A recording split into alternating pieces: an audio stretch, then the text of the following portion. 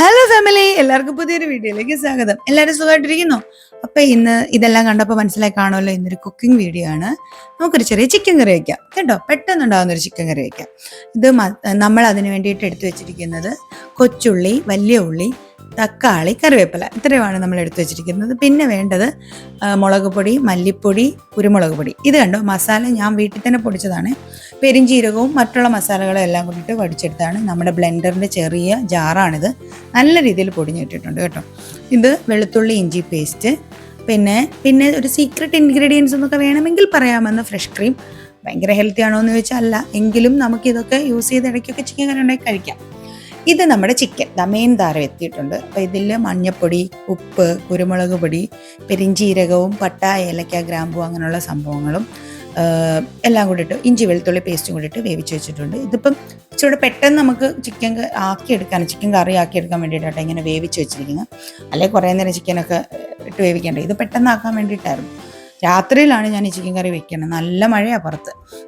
എന്തുണ്ടോ, pan വെച്ചു, പാനിൽ എണ്ണ ഒഴിച്ചു, ചൂടായി കഴിഞ്ഞപ്പോഴത്തേക്ക് നമ്മൾ എന്തിട്ടു, ഈ മസാലകളെല്ലാം, അതായത് റോ ആയിട്ടുള്ള മസാലകളെല്ലാം ഇട്ട് കൊടുക്കുന്നുണ്ട്. പട്ട, ഗ്രാമ്പൂ, ഏലക്ക. അതിലേക്ക് നമ്മൾ സവാള അരിഞ്ഞു വെച്ചിരിക്കുന്ന ഇട്ട് കൊടുക്കുകയാണ്. സവാള ഒന്ന് ചെറുതായിട്ട് സോട്ടായി വരുമ്പോഴത്തേക്ക് നമുക്ക് കൊച്ചുള്ളിയൊക്കെ ഇട്ട് കൊടുക്കും കേട്ടോ. നല്ല മഴ കേട്ടോ പുറത്ത്. നല്ല മഴയെന്ന് വെച്ചാൽ അത്യാവശ്യം നല്ല മഴ. അപ്പം രാത്രിയിലാണ് ഈ ചിക്കൻ കറി ഉണ്ടാക്കുന്നത്. രാത്രിയിൽ എന്തെങ്കിലുമൊക്കെ ആയിട്ട് കഴിക്കാമല്ലോ എന്ന് വിചാരിച്ചിട്ടാണ് ചിക്കൻ കറി ഉണ്ടാക്കുന്നത്. അപ്പോൾ ഇതാ കൊച്ചുള്ളി ഇട്ട് കൊടുത്തു. പിന്നെ അതൊരു ഇതായി വന്നപ്പോൾ തന്നെ ഞാൻ കൊച്ചുള്ളിയൊക്കെ ഇട്ട് കൊടുത്തു കേട്ടോ. സോട്ട് ചെയ്യുന്നത് നമുക്കിതെല്ലാം കൂടെ ഒന്നിച്ച് അവസാനം ബ്രൗൺ കളറാവുന്നവരെ സോട്ട് ചെയ്യും. കൊച്ചുള്ളി ഇട്ട് കൊടുത്തു. പിന്നെ ഇച്ചിരി ഉപ്പൂടെ ഇട്ട് കൊടുത്താൽ പെട്ടെന്ന് ഇതൊക്കെ വാടി കിട്ടും എന്നുള്ളൊരു എന്താ പറയുന്നത് മിത്ത് പോലെ പറഞ്ഞ് കേട്ടിട്ടുള്ളതുകൊണ്ട് നമുക്കത് ഇട്ട് കൊടുത്ത് അത് വാട്ടിയെടുക്കാം. ഒന്ന് ബ്രൗൺ കളറായപ്പോഴത്തേക്ക് ഞാൻ തക്കാളി ഇട്ട് കൊടുത്തു, കറിവേപ്പില ഇട്ട് കൊടുത്തു. ഞാൻ പറയാനെടുത്ത് വിട്ടുപോയൊരു ഇൻഗ്രീഡിയൻറ്റ് ഇടുവാണ്. 2-3 പച്ചമുളക് വെട്ടിയരിഞ്ഞിടുന്നത് നല്ലതായിരിക്കും.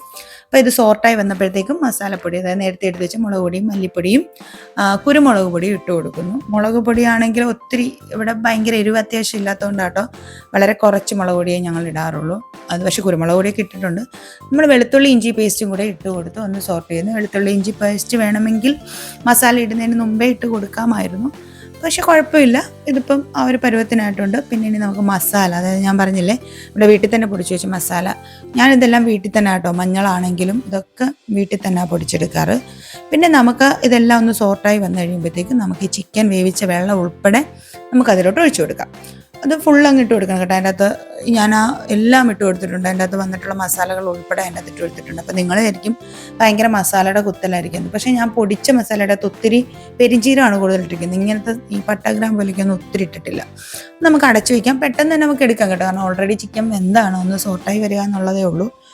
അതിലേക്ക് നമ്മൾ നേരത്തെ പറഞ്ഞ ആ ഇൻഗ്രീഡിയൻറ്റ്, അതായത് ഫ്രഷ് ക്രീം നമുക്ക് ആഡ് ചെയ്ത് കൊടുക്കാം. ഒരു 2-2.5-3 ടീസ്പൂൺ വരെ ആഡ് ചെയ്ത് കൊടുക്കുക. അത് ചിക്കൻ്റെ ഒരളവ് പോലെ ഇരിക്കും. ഇതെനിക്ക് തോന്നുന്നു 1 കിലോയ്ക്ക് താഴെ ഉള്ളൂ ചിക്കൻ. കാരണം ഞാൻ കുറച്ച് ചിക്കൻ ഇതിൻ്റെ അകത്തൊന്ന് മാറ്റി വെച്ചിട്ടുണ്ട്.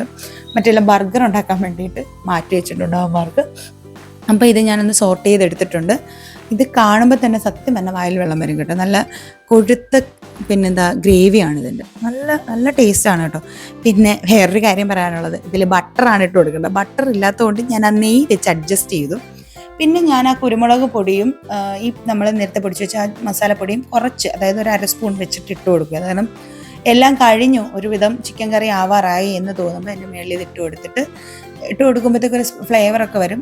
നല്ല ഒരു ഫ്ലേവറാണ് വരുന്നത്. അപ്പം ഇതാണ് ഫൈനൽ ലുക്ക് എന്ന് പറയുന്നത് ചിക്കൻ കറിയുടെ. കണ്ടോ, നല്ല തിക്ക് ഗ്രേവിയാണ്. വേറെ വെള്ളം ഒന്നും നമ്മൾ ആഡ് ചെയ്ത് കൊടുത്തില്ല. ഫ്രഷ് ക്രീം ഇട്ട് കൊടുത്തു. പിന്നെ നമ്മുടെ ചിക്കൻ്റെ ആ വേവിച്ച ആ വെള്ളം ഉണ്ടല്ലോ അതുമാണ് ഇട്ട് കൊടുത്തത്. ചിക്കനൊക്കെ നല്ല ഇങ്ങനെ കുറുകി ഇങ്ങനെ ഇരിക്കും. ഇങ്ങനത്തെ കറി ഇഷ്ടമുള്ളവർക്ക് നല്ല, ഇത് ചപ്പാത്തി അപ്പമൊക്കെ ആയിട്ട് നമുക്ക് കഴിക്കാം കേട്ടോ. അത് പറഞ്ഞപ്പോഴാണ് ഓർത്ത് പൊറോട്ട കഴിക്കണമെന്ന് ഭയങ്കര ആഗ്രഹം ഇത് കണ്ടപ്പോൾ. എന്നാൽ പിന്നെ ആവട്ടെ എന്ന് പറഞ്ഞ് കാറും എടുത്ത് രാത്രി പുറത്ത് വന്ന ദൃശ്യമാണ് നിങ്ങളീ കാണുന്നത്. ഞങ്ങളുടെ വീടിൻ്റെ തൊട്ടടുത്തായിട്ടൊരു ഹോട്ടലുണ്ട് കേട്ടോ. അവിടെ പോവാണ്. അറേബ്യൻ കിസ്സ എന്നാണ് ഞങ്ങളുടെ അടുത്തുള്ള ഹോട്ടലിൻ്റെ പേര്. അത്യാവശ്യം നല്ല ഫുഡാണ് കേട്ടോ. ഇവിടെ കരുനാഗപ്പള്ളി മരുന്നൂർ കുളങ്ങര ഭാഗത്തായിട്ടാണ് ഞങ്ങളുടെ അറേബ്യൻ കിസ്സ. ഇതാണ് ഞങ്ങളുടെ മരുന്നൂർ കുളങ്ങര മുസ്ലിം ജമാഅത്ത്. അവിടെ എൻ്റെ തൊട്ടടുത്ത് തന്നെയാണ്. അങ്ങനെ പൊറോട്ടയൊക്കെ കിട്ടി. പൊറോട്ടയും ചിക്കൻ കറിയും കഴിക്കുകയാണ് കേട്ടോ. അടുത്തൊരു വീഡിയോയിൽ കാണാം. Bye bye.